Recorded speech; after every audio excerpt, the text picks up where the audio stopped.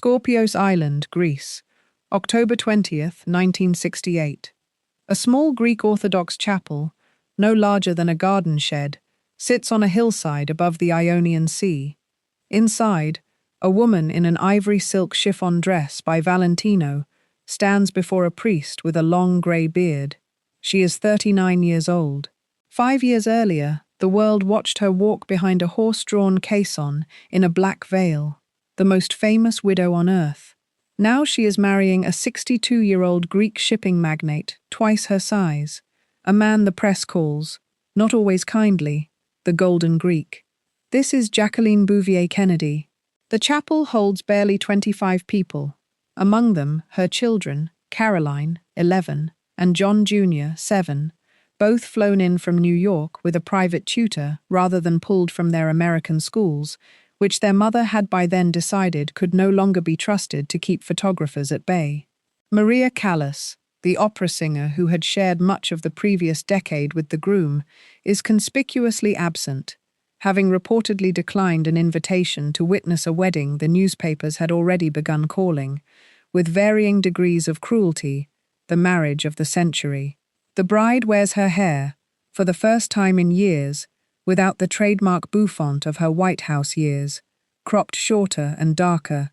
Her dress, ivory silk chiffon with lace sleeves, was reportedly designed under conditions of total secrecy, the fitting arranged not in a Manhattan atelier, but privately, away from the photographers who had by then made ordinary errands, a walk in Central Park, a trip to her children's school, into events requiring advanced security planning. Within hours, the news wires carry it to every continent. In Stockholm, the tabloid Expressen runs a headline that will follow her for the rest of her life. Jackie, how could you? In New York, editorial pages that once eulogized her as the nation's grieving Madonna now write of betrayal, of a fall from grace, of Camelot's widow selling herself to a foreign fortune. In Washington, friends of the late president say, quietly, that he would not have recognized her. Flags that had flown at half-mast in her honor 5 years earlier now seem, to some Americans, to have been lowered for nothing. She had been, until that morning, something closer to a national relic than a private citizen, not a movie star,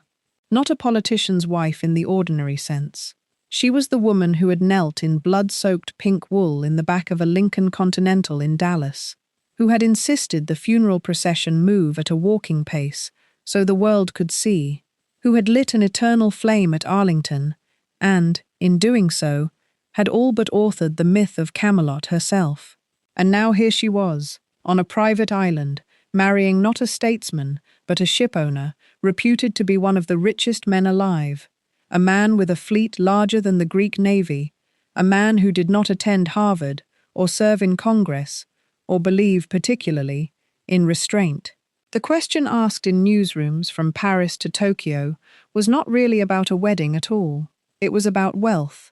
and what an American widow was permitted to want. She had been, by 1968, a woman running out of money and running out of safety in almost the same week. Her income as a former First Lady's widow amounted to a Secret Service detail, she was told. More than once, the government could no longer justify funding indefinitely, and a Kennedy family trust that kept her comfortable, but not, by the standards of the company she kept, secure. She had watched a second man she loved die by gunfire in a hotel kitchen only 4 months earlier. She told a friend, not long before the wedding, that she believed there was a stalker loose in America hunting down Kennedys, and that she wanted her children somewhere a bullet could not easily reach them. Aristotle Onassis could offer an island with its own security detail, its own airstrip, its own harbor, deep enough for a yacht called the Christina O, named for his daughter, with a bar reportedly upholstered in whale foreskin, and a swimming pool floor that could be raised at the push of a button to become a dance stage. The yacht carried a crew of some 60, a private cinema, and guest suites named for Greek islands, each finished in different marble. He could offer, in other words, the one thing 5 years of national mourning had not: a wall between his family and the world, purchased not with sentiment, but with the particular, absolute privacy that comes only from owning the island, the harbour, and the airspace above them. Scorpios itself, a scrub-covered island of roughly 400 acres in the Ionian Sea, had been purchased by Onassis in 1963 for a sum press accounts of the era placed at under $200,000, land considered nearly worthless until he transformed it, planting hundreds of imported cypress and olive trees, building a private harbour, a network of roads, staff quarters, and the small chapel in which the wedding itself took place. By 1968, it functioned less as a residence than as a fortress of discretion, reachable only by boat or private aircraft, patrolled by his own men rather than any government's police. To understand how the most protected widow in American history ended up on that hillside, dressed by Valentino, marrying a man old enough to be her father, in a ceremony that would cost her, in the court of American opinion, more goodwill than any First Lady has spent before or since, we have to go back, not to the wedding, but to the funeral that came before it. Because the story of Jacqueline Kennedy's life after Dallas is not, in the end, a story about a scandalous marriage. It is the story of what happens to a woman the country has decided it owns, once she tries, quietly and then not so quietly, to take herself back. November 25th, 1963. Arlington National Cemetery, Virginia. 3 days after her husband's assassination, Jacqueline Kennedy, 34 years old, walks behind his coffin from the Capitol Rotunda to St. Matthew's Cathedral and on to Arlington, in a black veil she chose herself, at a pace she insisted upon over the objections of Secret Service agents who wanted the procession moved faster for security reasons. She had spent the 3 days between the shooting and the burial making decisions few widows are ever asked to make in public: what music would play, which foreign dignitaries would walk whether her children should be present, how the casket would be displayed, and, most consequentially, what the funeral itself would mean. It was in an interview with the journalist Theodore White, given exactly 1 week after the assassination, that she first used the word that would define her husband's presidency and her own widowhood for the rest of her life. She told White that her husband loved a recording of the Broadway musical Camelot, and that he was especially fond of its closing lines about one brief, shining moment. White's piece ran in Life magazine within days. The Kennedy administration, not yet a week concluded, became Camelot in the American imagination almost entirely because the widow told a reporter it should be. This was not incidental. It was, by the account of people who worked with her in the following weeks, a deliberate act of narrative construction, performed by a grieving 34-year-old mother of 2 who understood, with unusual clarity, that history would be written about her family, whether she participated or not, and that she would rather write it herself than leave it to others. She had, after all, spent nearly 3 years as First Lady doing precisely this kind of curatorial work, on a smaller scale, restoring the staterooms of the White House with donated antiques and historical research, and hosting a televised tour of the building in February 1962 that drew an estimated 80 million viewers, more than had watched any single broadcast in American television history to that point. The instinct that produced that tour, an instinct for stagecraft in service of a version of American history she found worth preserving, did not disappear on November 22nd. If anything, the assassination sharpened it. She dictated, within days, the specifics of a funeral modeled deliberately on Abraham Lincoln's, requested the eternal flame at Arlington after learning of a similar flame at the tomb of the unknown soldier in Paris, and insisted, over State Department objections about the security risk of parading world leaders on foot through Washington, that visiting heads of state walk rather than ride behind the caisson. Within weeks of the funeral, she and her children, Caroline, 6, and John Jr., who turned 3 the day of his father's funeral, moved out of the White House and into a townhouse on N Street in Georgetown,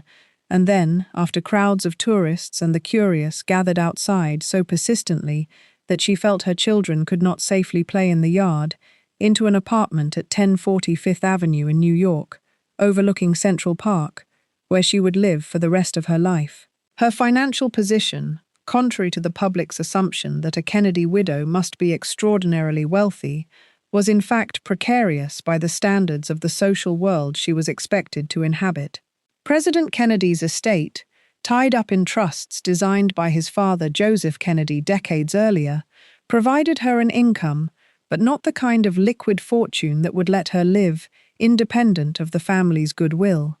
By some later press accounts, her direct annual income from the Kennedy trusts in the mid-1960s ran to roughly $200,000, a substantial sum for an ordinary household, but a modest one for a woman raising 2 children under Secret Service protection, maintaining a 14-room duplex at 1040 Fifth Avenue, a rented country house in New Jersey, hunting country, and later a compound on Martha's Vineyard, private school tuition, and a household staff that at various points included a social secretary, a nanny, and domestic help. Congress voted her an annual pension as a former First Lady, and continued, for a period, to fund a Secret Service detail for her children.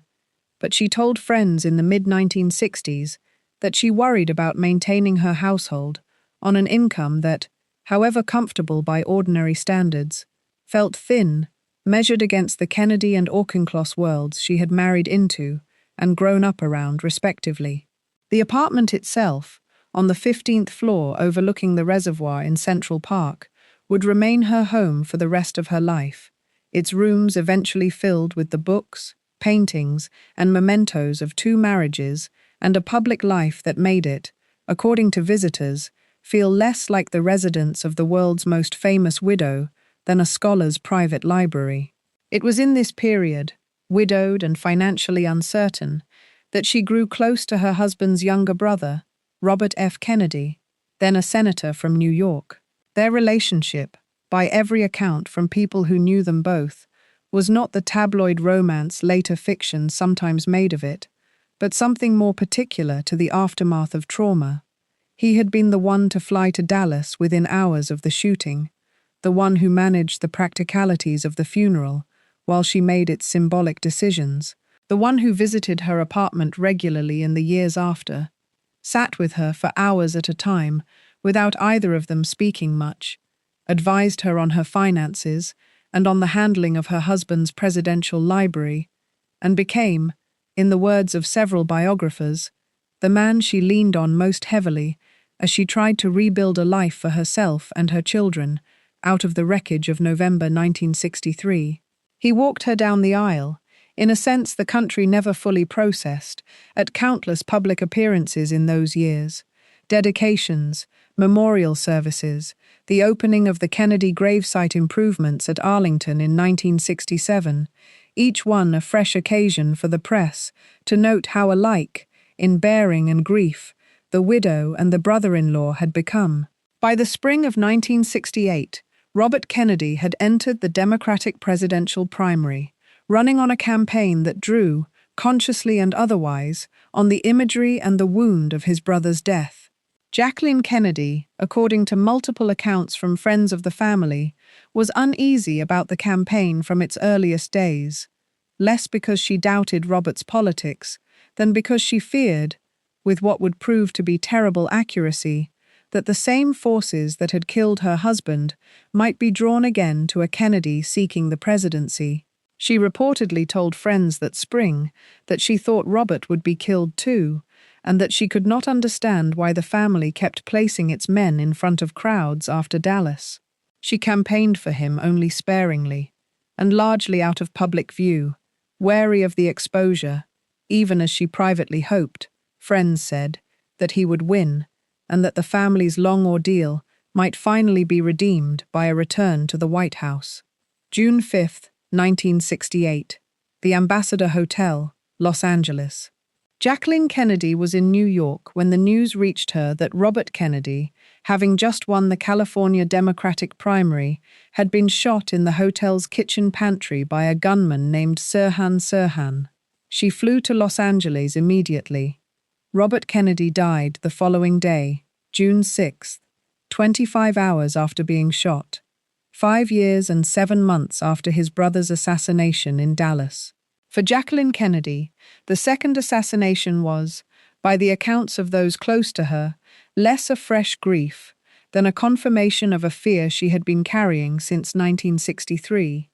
That being a Kennedy, that being visible, that being the widow at the center of America's most photographed family, was itself a form of danger that money and Secret Service details could not fully contain. She told friends, in the weeks after Robert Kennedy's funeral, that she was terrified for her own children, that she believed there was something in American life that hunted men like her husband and his brother, and that she wanted out, specifically, of the exposure that came with being Jacqueline Kennedy in the United States. Aristotle Onassis had been a presence in her life for several years by 1968. She had first traveled on his yacht in October 1963, on a trip her husband encouraged as a way to help her recover from the death of their infant son Patrick that August, born 5.5 weeks premature and dead of respiratory distress syndrome 2 days later, a loss that had left her, by every account, in a depression her husband hoped a change of scenery might ease.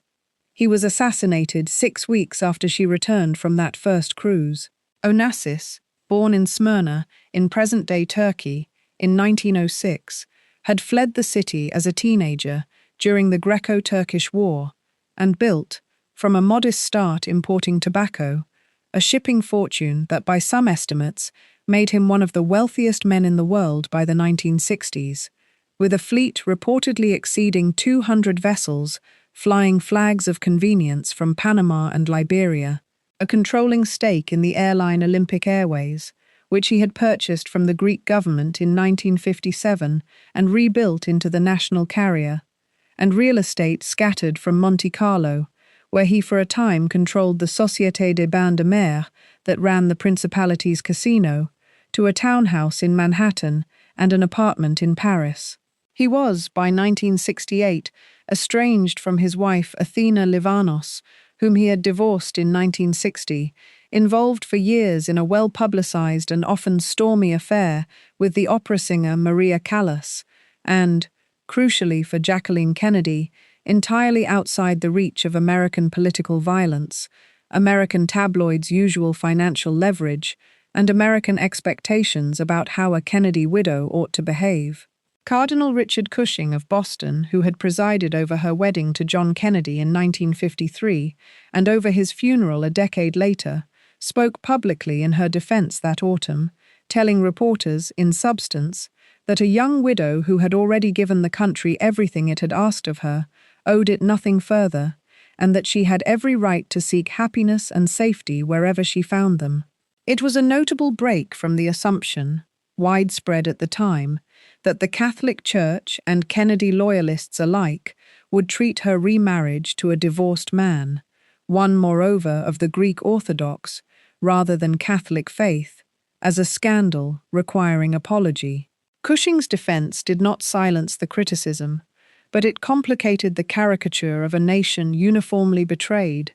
revealing instead a country genuinely split between those who believed a widow's grief belonged to the public that had mourned alongside her, and those who believed, as Cushing plainly did, that it belonged to her alone. The engagement, when it was confirmed in October 1968, reportedly stunned even members of her own family. Robert Kennedy's widow, Ethel, and other Kennedy relatives were said to be dismayed, worried about the effect on the family's image so soon after Robert's death. Jacqueline Kennedy's own mother, Janet Auchincloss, and stepfamily were reportedly more measured, aware of her financial anxieties and her stated fear for her children's safety. The wedding proceeded regardless, in the small chapel of Panagitsa on Skorpios, 19 days after the engagement became public, with a marriage contract that press accounts of the era described as extraordinarily detailed, reportedly guaranteeing her a substantial annual allowance and a significant lump sum settlement in the event of divorce or Onassis's death, figures that varied wildly and often inaccurately across the press coverage of the time, and that were never fully confirmed by either party. The marriage itself unfolded largely on Scorpios and aboard the Christina O, away from the American press, though not entirely away from it. Reporters and photographers took to chartering boats and helicopters to circle the island, hoping for a telephoto glimpse of the new Mrs. Onassis in a bikini or reading on deck, sales the tabloids discovered they could count on, regardless of how ordinary the resulting photograph actually was. The photographer Ron Galella built much of his career photographing her against her will during this period and after her return to New York, at one point jumping out from behind a tree to startle her on a Manhattan sidewalk, and, on another occasion, following her son's bicycle so closely in Central Park that it provoked a formal complaint. She sued him in 1972, and a federal judge issued an injunction in 1975 ordering him to keep a distance of 25 feet from her and 150 feet from her children, a ruling that remains, decades later, a foundational case in American paparazzi and stalking law. Onassis, for his part, continued to spend significant time with Maria Callas even after the marriage, according to multiple accounts, dining with her in Paris and remaining in close contact throughout, and friends of the couple described a relationship between husband and wife that was, from early on, less a romance than an alliance between two people who each, for their own reasons, valued the protection and stability the other could offer. He gained, socially, a wife whose presence conferred a legitimacy no shipping fortune alone could buy him in certain rooms. She gained a fortress. Staff aboard the Christina O and on Scorpios later described a marriage of long absences on both sides, of separate travel schedules, and of a working companionship that deepened, paradoxically, only in its final and most difficult years. The marriage's central tragedy arrived on January 22, 1973, when Onassis's only son, Alexander, was killed testing a small seaplane that crashed shortly after takeoff at Athens Airport, at the age of 24. Onassis, by every account of those who knew him, never recovered from his son's death. He grew convinced, without ever proving it, that the crash had been an act of sabotage aimed at him through his son, and he spent enormous sums, reportedly in the millions of dollars, hiring investigators to pursue a conspiracy theory that official inquiries never substantiated, concluding instead that pilot error and a mechanical fault were to blame. He commissioned a chapel on Scorpios in Alexander's memory and, according to those close to him, spoke of his son almost daily for the rest of his own life. His health, already affected by a form of myasthenia gravis, a disorder that weakens the muscles including those controlling the eyelids and swallowing, deteriorated sharply in the 2 years that followed his son's death. Photographs from 1974 show a man who looks decades older than his 68 years, his eyelids drooping so heavily that he was photographed wearing adhesive tape beneath his eyebrows in an attempt to hold them open, his weight dropping visibly, his once imposing physical presence reduced, within months, to something friends described as frail. He spent much of his final year in and out of the American hospital in Neuilly-sur-Seine, outside Paris, attended, in his last weeks, not primarily by his wife, who was reportedly in New York for much of that period,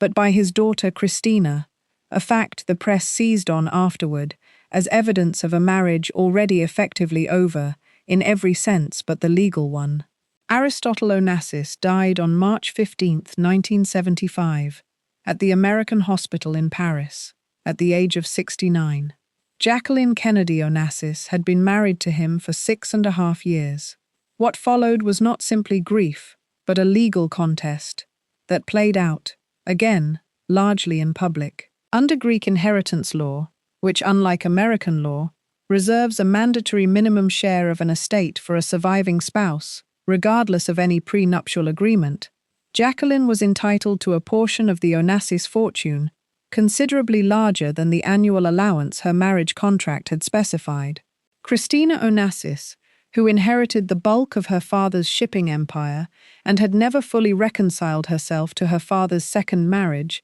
contested the size of that claim, and the two women, according to press accounts of the negotiation, spent much of 1975 and early 1976 in a dispute conducted through lawyers on two continents, before reaching a settlement reported at the time, though never officially confirmed by either party, to be in the range of $20 million, along with Jacqueline's formal renunciation of any further claim on the Onassis shipping interests, real estate, or the island of Scorpios itself. She was once again a widow, for the second time in 12 years, this time at the age of 46, with two children now approaching adulthood, and a fortune of her own for the first time in her life, one she had not inherited from a father or a husband's family trust, but had negotiated, through attorneys, on her own behalf, in a process that friends later described as one of the few periods in her adult life when she spoke of money not with the practiced vagueness expected of women of her generation and class, but with the specificity of someone who had learned, twice now, exactly how much financial independence was worth. Something else changed in those Onassis years, less remarked upon at the time than the marriage itself, but visible in nearly every photograph: the wardrobe of pastel Oleg Cassini suits and pillbox hats that had defined her as First Lady, designed in close collaboration with the White House and understood by both her and her husband's administration as a form of soft diplomacy,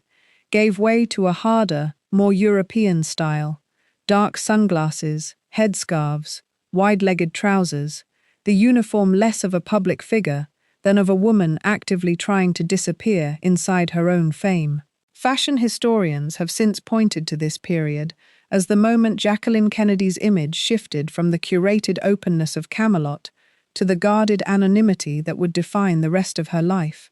a wardrobe change that tracked, almost exactly, her growing conviction that visibility itself was a form of vulnerability rather than a duty owed to the public. It was in the years that followed Onassis's death that Jacqueline Kennedy Onassis constructed the life for which many who knew her, rather than the tabloid press, remember her best. In 1975, she took a position as a consulting editor at Viking Press in New York, earning, by her own account, a modest starting salary she insisted upon rather than accepted as a courtesy, reportedly around $10,000 a year, a sum she wanted precisely because it was ordinary, proof that she was being paid to work rather than paid to lend the house her name. She left Viking in 1978 after the publisher put out a novel, Shall We Tell the President, whose plot involved an assassination attempt on a fictional Kennedy administration, a project she viewed as an unacceptable exploitation of her family's history,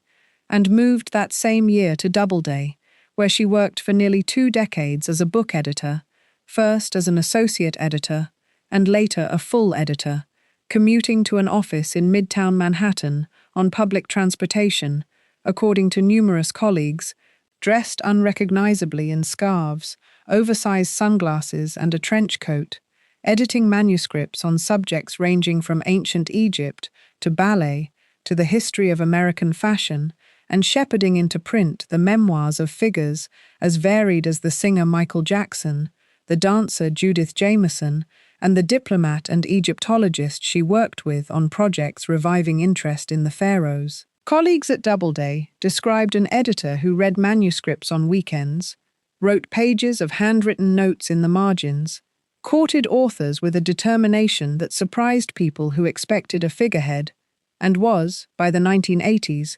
entirely uninterested in discussing either of her marriages with the writers she worked alongside,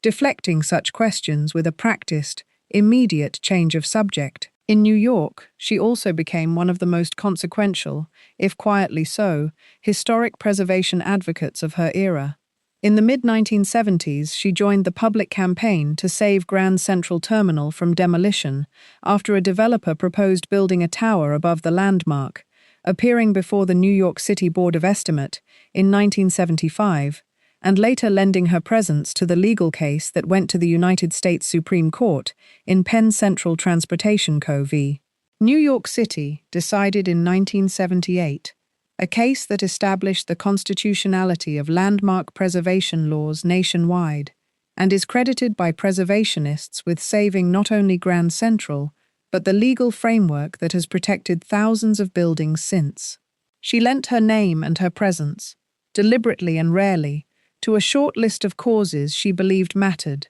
including later campaigns to preserve buildings along Columbus Circle and to oppose development that would have shadowed Central Park, understanding by then, with a precision her earlier years had not required of her,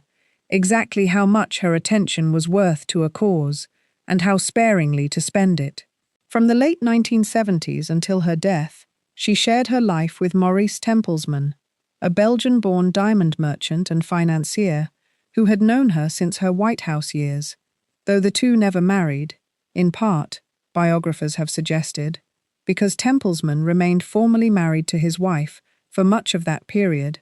and later because Jacqueline, by every account, had lost her appetite for the legal and financial entanglement that marriage had twice brought her. Friends described the relationship as the most settled and, in its way, the happiest of her adult life, built around dinners at her Fifth Avenue apartment, long walks in Central Park, weekends at her house on Martha's Vineyard overlooking the Aquinnah Cliffs, her editing work, and the raising of Caroline and John Jr. into adulthood, both of whom she is widely credited with shielding, as much as any parent in their position could, from the more corrosive effects of growing up as the most photographed children in America. Caroline married the exhibit designer Edwin Schlossberg in 1986 and had 3 children, Rose, Tatiana, and John, in whose company Jacqueline Kennedy Onassis spent much of her final decade, taking them, according to family accounts,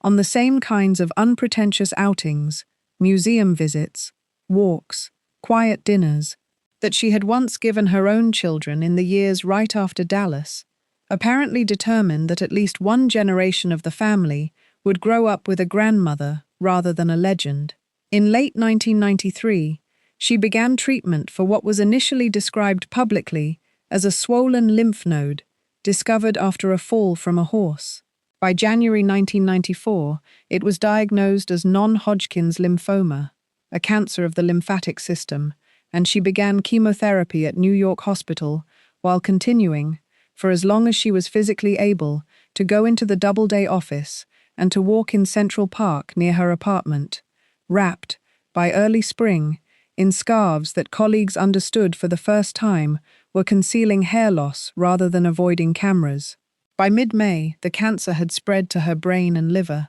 and she was told by her doctors that further treatment would not meaningfully extend her life. She chose to return home rather than remain in the hospital, and on the evening of May 19, 1994, Jacqueline Bouvier Kennedy Onassis died in her sleep at her Fifth Avenue apartment, at the age of 64, with Maurice Tempelsman, Caroline, and John Jr. at her side. Crowds gathered outside 1040 Fifth Avenue within the hour, laying flowers along the sidewalk in a scene that echoed, deliberately or not, the vigils of November 1963. Her funeral, at St. Ignatius Loyola Church on Park Avenue 3 days later, was attended by 3 former presidents, Nancy Reagan, Lady Bird Johnson, and hundreds of friends from every era of her life, from her Newport debutante years to her final decades in publishing. She was buried at Arlington National Cemetery beside President Kennedy and their 2 infant children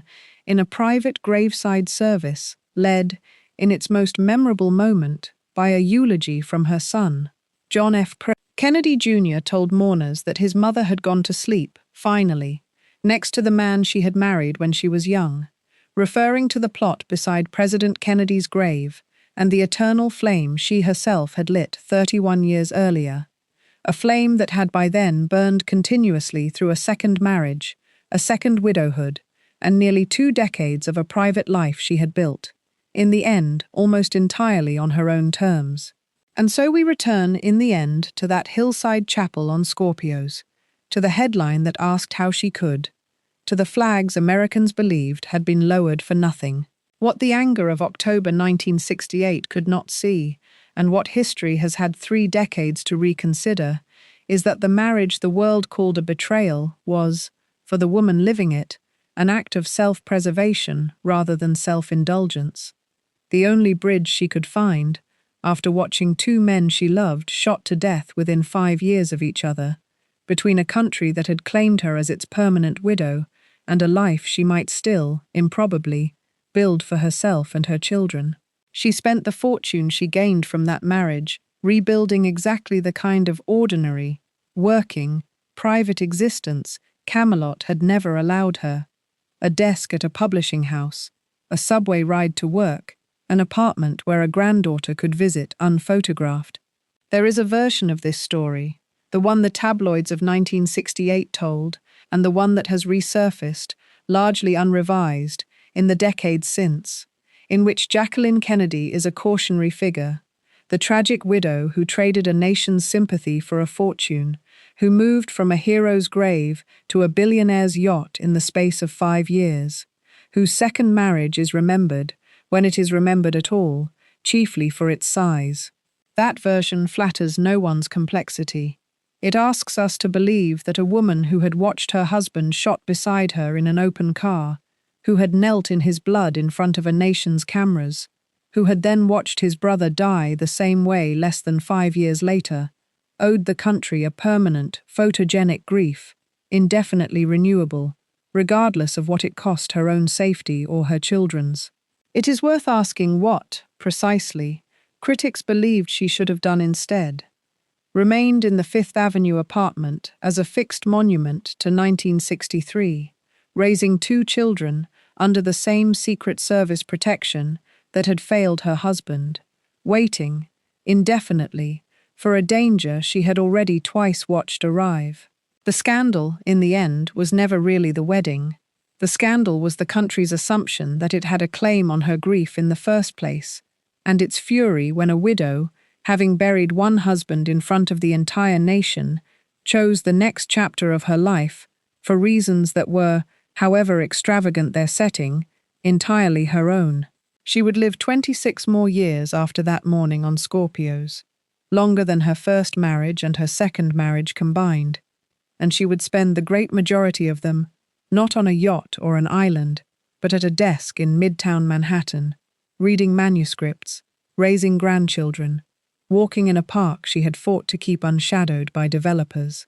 Measured in headlines, her life divides neatly into a widow and a bride, a scandal and its aftermath. Measured in years actually lived, the marriage that made the front page for a single October morning in 1968 occupies a narrow middle chapter in a life that was, by the account of nearly everyone who knew her in its final 2 decades, quieter, more private, and more entirely her own than anything the country had allowed her, or imagined for her, in the 5 years before it.